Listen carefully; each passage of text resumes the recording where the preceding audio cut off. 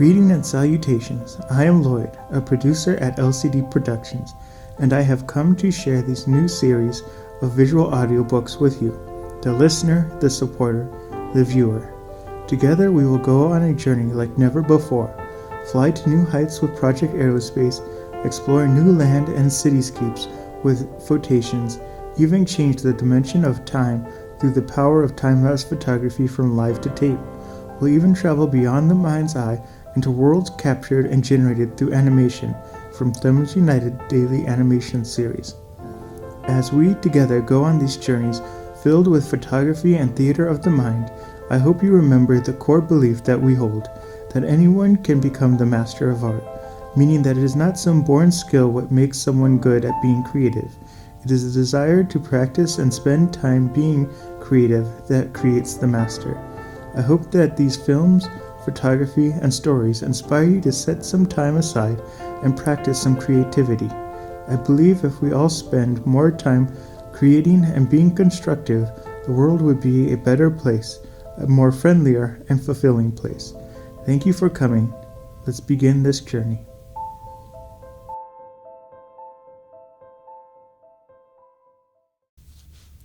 This is Life to Tape with a partnership with Project Aerospace to create the visual audiobook of the Girl Aviators and the Phantom Airship. Chapter 15, The Hermit of the Woods.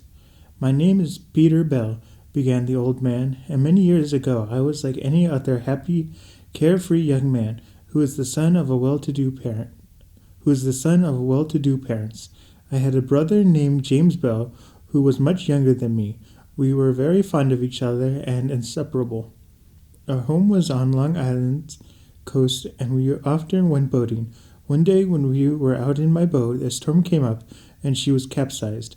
I tried to save my brother, who was a poor swimmer, but in the midst of my efforts, a bulwark of the wave-tossed boat struck my head and rendered me insensible. It seems, however, I must have clung to the boat, for when I came to myself I had almost been blown ashore, and striking out, I soon reached it. But to my horror, I soon saw that people shunned me. In some ways, the story got about that I had saved my life at the expense of my brother's life. Such stories are always readily credited among the majority of the people in a small town, and the tale spread like wildfire, with exaggerations, driven half wild by the general contempt which I met on every side. I left home one night, and having a sum of money in my own right, I decided to live my life of a recluse. I recollected the spot to which I had come on hunting expeditions in brighter days. Not long after, grief over my brother's death resulted in my mother's life coming to a close, and shortly after my father's demise occurred. They left but little, but I managed to secure a portrait of my brother, you see, hanging up there, and a few bits of favorite furniture associated with happier times. I have lived here ever since, and have become reconciled to my fate. From time to time I used to advertise for news of my brother, offering rewards, but long ago I stopped that, and I have no doubt that he perished in the storm, although for a time I comforted myself by thinking that he might, by some strange chance, have been saved. In some way, a rumor has spread through the countryside that I have much wealth hidden here, and this afternoon 4 masked men entered the hut, and when I protested in reply to their demands that I had no money, they struck me down and searched the house, then cursed me for a fraud and an impostor. Because they found no gold, they left, leaving me to my fate. You have no idea who these men were? Asked Roy, who, like Peggy, had listened with close attention to the old man's story. Yes, I think they were young men of bad reputation from the neighboring village.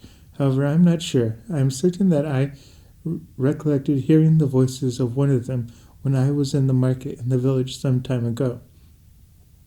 Oh, then, you do go down into town sometimes? Asked Roy. Oh, yes, rejoined the hermit, but no more than I can help. I have long since departed from the ways of the world and the habitation of men, but I gather herbs in the woods for miles about and sell them to folks in the villages. I suppose that is why you have the horse and cart, put in Peggy, who had been gazing out of the window and had noticed the tumbled-down barn. Yes, rejoined the old man. I am not as active as I once, and my old bones will not carry me as far as they used to, so I drive old Dublin when I have a journey of any length to make. The hermit would not hear of any help being summoned for him. He said that he was in no danger of a second attack, as the search of his little poverty had been thorough, and had resulted in the rascals who had invaded his hut getting nothing for their pains. Refusing some refreshments, the old man offered the young aviators soon after left the hut, promising to call in again in a few days and give the hermit an opportunity to see the airplane, in which he was much interested. The old man asked them many questions about the race of the next day, and seemed interested in hearing the details. The golden butterfly they found just as they left her. Clambering on board, they soon winging their way back to Achnick, where, as you may imagine, they had an interesting story of the incident of the afternoon to relate to Miss Prescott that evening. I never saw such children for adventures in all my born days, she declared. But I have a letter here which I must show you. I'm afraid it means that we shall have to leave the old home. She drew an envelope from her handbag, which lay upon the table of the hotel room, and handed it to Roy.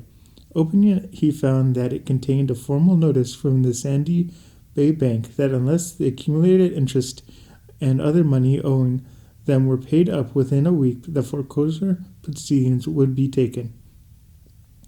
The boy gave a disconsolate whistle as he finished reading the letter aloud and handed it back. He had hardly done so when there came a rap on the door of the room. I wonder who that can be so late, thought Roy, getting up and going to the door. A bellboy stood there with a note. A messenger just brought this from the aviation grounds, he said. Any answer? Wait a minute, said Roy, skimming hastily through the note. It was a typewritten and signed James Jarvis, Superintendent of Arrangements. Dear Sir, you are requested to report at an executive tent at once. An important meeting will take place affecting the competitors in the race tomorrow. This was what Roy read. Then he returned to the bellboy and told the lad to inform the messenger that he would be there as soon as possible. Queer, though, he said to Peggy and his aunt. I didn't know of any meeting that was scheduled to take place tonight. I guess it's one that's been called at the 11th hour to make some arrangements. That must be it, agreed Peggy. Shall I come with you? No thanks, sis, rejoined the boy. You'd better get to bed. It's going to be an exciting day tomorrow for all of us. The boy snatched up his cap and with a hasty goodbye was off. Downstairs in the lobby of the hotel he found the messenger awaiting him, and a shifty-eyed man with a blue chin. It was in fact Duke Dade, who, in a different suit of clothes and with a clean shave and haircut, looked a trifle more presentable than he had earlier in the day when he made himself known to Fanning. This way, sir, he said, with a fawning sort of bow. Out of this door is the quickest, said Roy, quickly, with a feeling that he would rather walk to the grounds alone than with such a companion. But we're not going to walk, sir. The committee has sent an auto for you. A car, eh? Said Roy. Well, that's considerate of them. I'll tell my sister. She might like to come along too. The messenger shook his head. Sorry, sir, but we've got to pick up some other aviators on our way, and every bit of room in the car will be taken. Oh, very well, said Roy. Lead on. The blue-chinned Dade shuffled across the lobby with a furtive air. Funny, thought Roy. I've seen that chap someplace before, but to save my life I can't place him. Conjuring his brains to try and recall where he had met the man, Roy passed through the hotel lobby and out into the street. In the lamplight he saw a big car standing at the curb, shaking as its ungeared engine puffed and chugged. A chauffeur with an auto mask and goggles on sat in the front seat. Roy got in behind the turned while the passenger took the seat by the chauffeur. He said something in a low whisper to the driver, and the next instant there was a grinding whirl as the gears connected and the car rolled forward. Well, they've got a good fast car here, thought Roy, as the machine sped along over the roads. At this rate we ought to be in the grounds in... But what was this? Surely the road they were on was not the right one. Leaning forward, he touched the chauffeur on the shoulders. "This isn't the road to the grounds," he said. "Oh, yes, it is," put in the messenger. "It's a shortcut, though, isn't it, Fred?" The chauffeur did not speak, but merely nodded his head. Although by no means of satisfaction with the explanation, Roy made no immediate comment. In the meantime, they had passed the outskirts of the little town and were now whistling along an unlightened road, broadened with big trees. On they went, and Roy every minute grew uneasy. Where could they be taking him? "Where are you going?" he demanded suddenly, his suspicion showing in his tone as he rose in the tantu to lean forward. I want you to know that." But before he could utter another word, the blue-chin messenger did an astonishing thing. With a quick, imperceptible movement, he produced a revolver and thrust its gleaming barrel under Roy's nose. "Sit back and keep quiet," he warned, "and you'll be all right. If you make a holler, you'll get what's in this barker." As he spoke, the auto began to slow down, and presently a dark form stepped from the shadows of the trees ahead and stood waiting. "It's coming." That was chapter 15. The next chapter is chapter 16, The Enemy's Move. Thank you for experiencing this journey we have created here at LCD Productions. For more information on how to support these films and projects, visit photations.com/support. Fine art photography prints from journeys around the world can be purchased from photationsstore.com, and digital downloads of our photography and visual audiobooks is available for personal use. Commercial use is available at a different rate. Thank you for your time. I hope to see you here again.